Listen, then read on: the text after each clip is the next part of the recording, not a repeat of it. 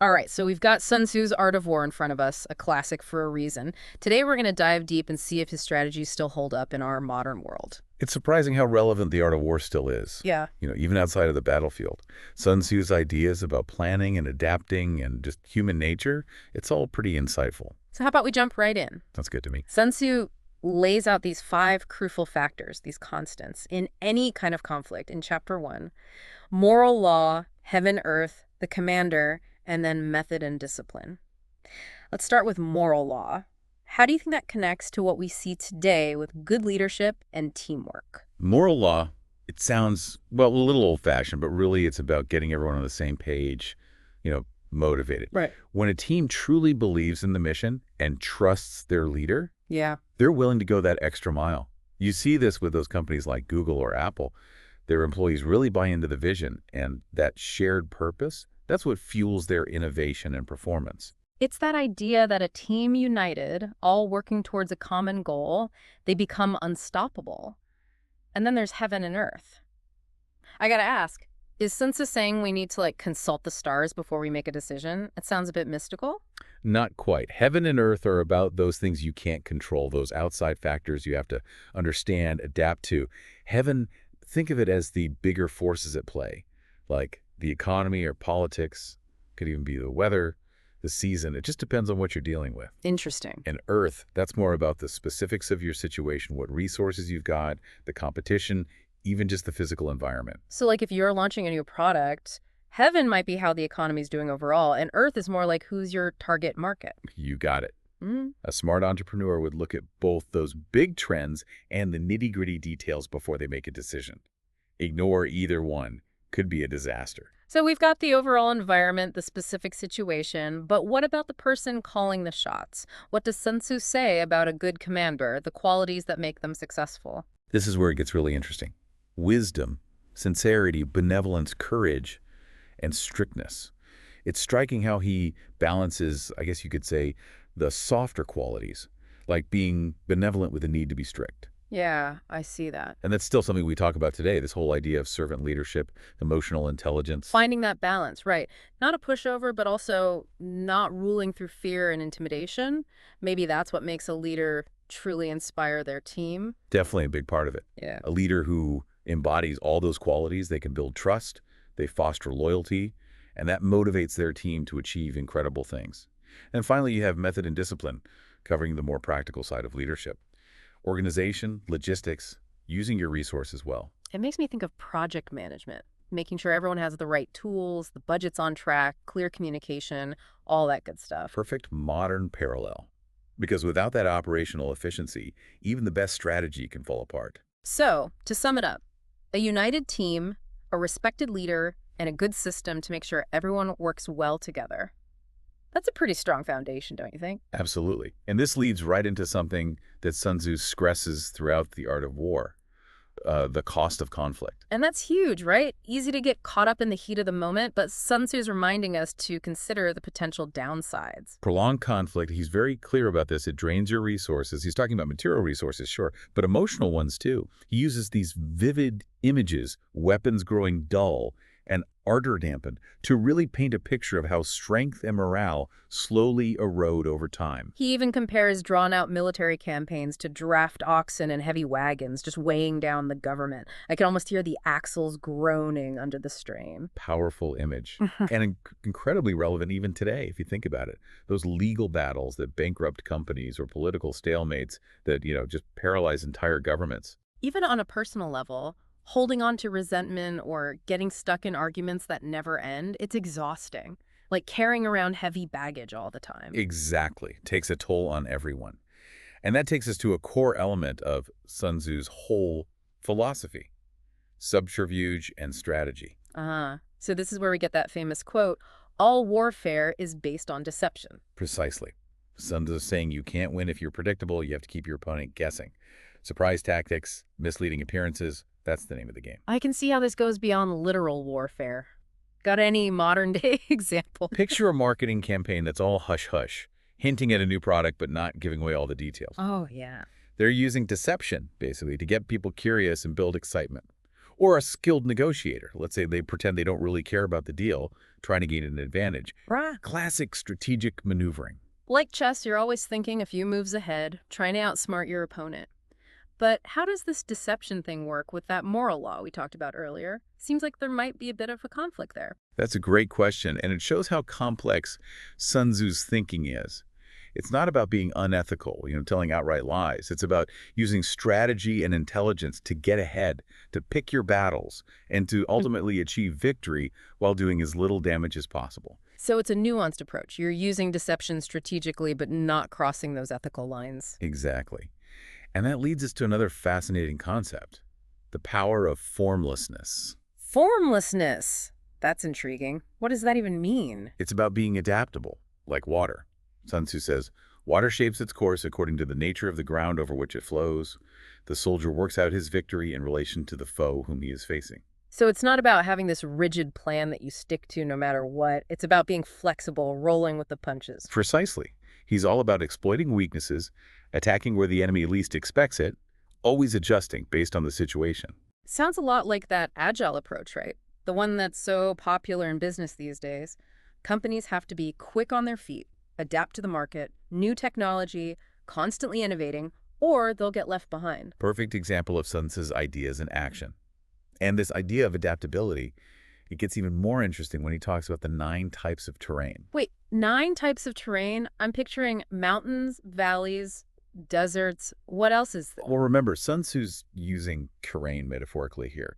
He's talking about those different situations, those environments you might find yourself in. Each one has its own set of challenges, its own opportunities. I see. For instance, dispersive ground. That's your home turf. You've got the advantage there. Facile ground, you've ventured a bit into enemy territory, but not too deep. Contentious ground. That's strategically important. Both sides want it. I see where you're going with this. It could apply to anything, like negotiating a business deal or even just a tough conversation. It's recognizing what kind of terrain you're on and changing your approach to fit.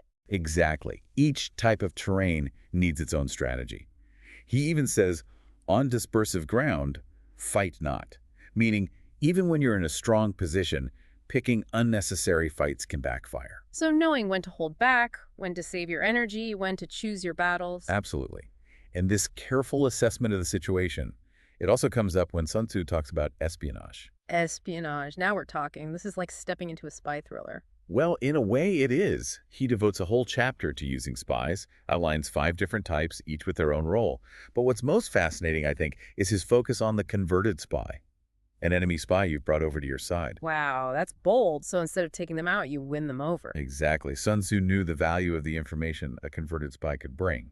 They have that inside knowledge, the enemy's plans, strengths, weaknesses, everything. Okay, but how does espionage translate to our world today? Most of us aren't dealing with international intrigue on a daily basis. It's more common than you'd think. Competitor analysis, businesses doing research on their rival strategies. Market research firms, they use surveys, focus groups to figure out what consumers want. So we're all engaging in espionage in some way, even if we don't call it that. It's all about gathering information, knowing your opponent, and using that knowledge to make smart decisions. Exactly. And that brings us back to a crucial question that Sun Tzu asks. It all boils down to this. Know your enemy and know yourself. Sounds simple, right? But it's really profound when you think about it. I'm starting to see how it all fits together. The moral law, heaven and earth, that strategic use of deception, being adaptable, and now this focus on knowledge, self-awareness. It's like a roadmap for navigating conflict and competition, wouldn't you say? And that roadmap, surprisingly relevant to our own lives. Even if we're not, leading armies into battle or playing corporate spy games, think about those everyday battlefields. A tough project at work, a relationship that needs work, even figuring out your next career move. So in those situations, who or what is the enemy? Not always a literal person, right? It could be a challenge you're facing, a goal you're trying to reach, or even your own procrastination, those self-doubt gremlins we all have. Exactly. And that's where Sun Tzu's wisdom really shines. Yeah. He wants us to think strategically about every situation, understand the forces at play, know our strengths, our weaknesses, and then make good decisions based on that. Being proactive, not just reacting to what gets thrown at you. Right. And that brings us to another key insight, knowing when to walk away, when not to fight. Something we often forget in the heat of the moment, right? Emotions take over, adrenaline's pumping, and we forget that sometimes the smartest move is to just back off, save your energy, pick your battles. Sun Tzu puts it this way. A clever general avoids an army when its spirit is keen, but attacks it when it is sluggish and inclined to return. He understood that timing is crucial, and sometimes, well, discretion is the better part of valor. Like that saying, don't wrestle with a pig. You both get dirty, but the pig enjoys it. Sometimes you gotta just walk away from a conflict that's not worth it. Couldn't agree more. Now, here's something else that might seem a bit contradictory. Balancing discipline with compassion? Because on one hand, Sun Tzu's all about having a well-disciplined army that follows orders and executes plans perfectly. Right. But he also talks about treating soldiers with humanity, understanding their needs, and building their loyalty. So how do those two ideas, which seem so opposite, actually work together? It's finding that sweet spot, that balance between being firm but also compassionate. He writes, if in training soldiers commands are habitually enforced, the army will be well disciplined. If not, its discipline will be bad. Clear expectations, boundaries, accountability, he knew those were essential. But he also understood that people aren't robots. They need to feel respected, valued, cared for to really do their best. Exactly. And this goes way beyond just armies. Leading a team at work, running your household, even sticking to your own goals, that balance between discipline and compassion is key. So setting high standards, but also providing support, encouragement, understanding the human element. And realizing how important morale is in everything we do. Remember, Sun Tzu talked about how a skilled general knows when to avoid a fight, when their enemy is strong, and when to attack when their morale is low. Looking for those weak spots, cracks in the armor, where you can exploit that low morale. Exactly. And this applies to more than just warfare. Whether you're negotiating, giving a presentation, even having a tough conversation, it's helpful to be aware of your own emotional state and your opponent's too. So if you sense that the other person's feeling a bit shaky, unsure of themselves, that might be your moment to make your move. But if you're feeling drained, discouraged yourself, maybe it's best to step back, regroup, before you jump into anything important. Exactly. Know your strengths, your weaknesses, recognize opportunities, and choose your battles carefully. Sun Tzu also talks about terrain. And again, he's not just talking about mountains and rivers. It's more of a metaphor for any situation, any environment you might find yourself in. Right. He talks about hemmed-in ground where your options are limited and desperate ground where it's all about survival. He even describes ground of intersecting highways, which is all about forming alliances and using diplomacy to your advantage. So it's like he's saying, figure out where you are, understand the challenges, and then adjust your game plan accordingly. There's no magic formula. You got to be flexible, resourceful, strategic, and really understand the terrain you're on. Exactly right. And that's what makes the art of war so timeless. It's not about rigid rules. It's about thinking strategically about any challenge you face. It's funny, as we're talking, I'm realizing how many of Sun Tzu's principles I've used in my own life without even realizing it. Think about those times you had to negotiate with a difficult roommate or convince a friend to see your side of things.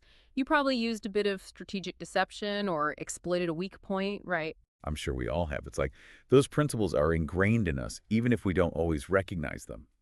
Sun Tzu just gives us the vocabulary, the framework, to understand them and use them in our lives today. So as we wrap up this part of our deep dive, I want to leave you with one final thought from Sun Tzu. Every battle is won before it's ever fought. Powerful stuff. What does that mean to you? How can you use that wisdom in your own life for the challenges you're facing right now? Take some time to think about those battlefields in your life, the enemies you're up against, and the strategies you can use to come out on top. Remember, the real art of war isn't just about winning conflicts, it's about avoiding them altogether if you can. And like Sun Tzu said, the key to doing that is knowing yourself, knowing your opponent, and understanding the ground you're on. It really hits home that Sun Tzu's wisdom goes way beyond just winning battles. It's about this strategic mindset, seeing the big picture, being ready for challenges, and making choices that lead to, well, a better life overall. It is amazing how relevant his ideas still are after all these centuries. Whether it's a tough negotiation at work, a relationship that's got you stumped, or just trying to make sense of everything that's going on in the world, Sun Tzu's got something to say about it. One thing that sticks with me is that idea of being formless, like water, adapting to whatever comes your way. It's a great metaphor, but actually living that way, that seems tough. Right. How do you think we can cultivate that flexibility in a world that wants us to be so rigid and structured? I think it comes down to embracing this idea that we'd never stop learning and growing. The world's always changing, and if we cling to old ideas or ways of doing things, we're going to get left behind. Sun Tzu, he really stressed staying informed, always gathering information, and adjusting your plans as things change. So it's not about having all the answers. It's about being curious, asking questions, looking for new information, and being willing to course correct. You have to be okay with not knowing everything, with uncertainty, and trust that you'll figure it out as you go. Absolutely. And there's also something to be said for not getting too attached to a specific outcome or plan. When we're fixated on a certain result, we lose flexibility, we become less adaptable, and way more prone to disappointment when things don't go our way. It's letting go of that need to control everything, trying to micromanage every little detail, and instead just being open to whatever happens, trusting the process, knowing that even when you mess up, there's a lesson to be learned. Right on. Which brings us back to every battle is won before it's ever fought. Such a powerful idea. It's a reminder that being prepared, planning ahead, and knowing yourself are critical to success. When you understand yourself, your opponent, and the situation you're in, you can make smarter choices, increase your odds of winning, and avoid those big, costly mistakes. So it's not just about reacting to whatever happens, but getting out in front of it. Anticipating those challenges, having backup plans, and setting yourself up for success, being proactive, strategic, the captain of your own ship, so to speak. Precisely. And recognizing that true victory, it doesn't come from brute force or just attacking. It comes from wisdom, strategy, and mastering yourself. Well, we've certainly covered a lot of ground today, exploring the surprisingly relevant wisdom of Sun Tzu's Art of War. We talked about knowing yourself and your opponent, the power of deception and strategy, the importance of adapting and being flexible, and that essential balance of morale and discipline. We've also seen how these ancient principles can help us in our modern lives, whether it's dealing with relationships, navigating our careers, or even just those internal battles we all face. To wrap things up, I want to leave our listeners with this gem from Sun Tzu. To subdue the enemy without fighting is the acme of skill. What does that mean to you? How can you use that in your own life with the challenges you're facing right now? How can you use strategy, empathy, and knowing yourself to get what you want, minimize those conflicts, and set yourself up for success? Thanks for joining us for this deep dive into the timeless wisdom of the art of war. We hope you've learned something valuable you can take with you. Until next time, may your strategies be wise, your actions well thought out, and your victories achieved with, well, grace and skill.